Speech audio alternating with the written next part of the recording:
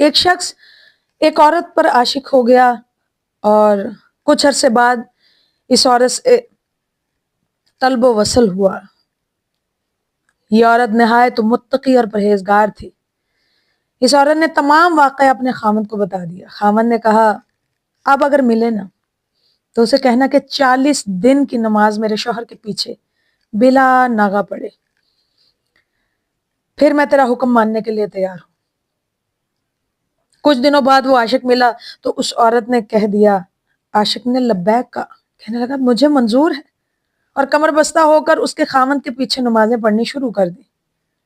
روز نماز پڑھنے جاتا، باجماعت اس کے خاوند کے پیچھے نماز پڑھتا۔ جب 40 دن نماز مکمل مسلسل پڑھ چکا اور نماز پر کار بند ہو گیا تو معشوقہ نے اپنی طرف بلایا۔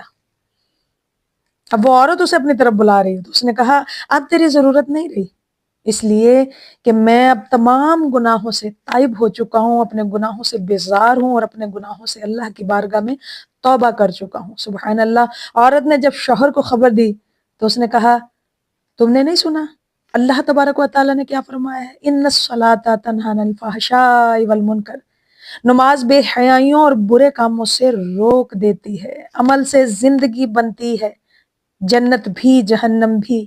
یہ خاکی اپنی فطرت میں نہ نوری ہے نہ ناری ہے۔ جانور پیدا کیے تیری وفا کے واسطے، سورج اور ستارے ہیں ضیاء کے واسطے، کھیتیاں سرسبز ہیں تیری غذا کے واسطے، سب جہاں تیرے لیے اور تو خدا کے واسطے، تو خدا کے واسطے۔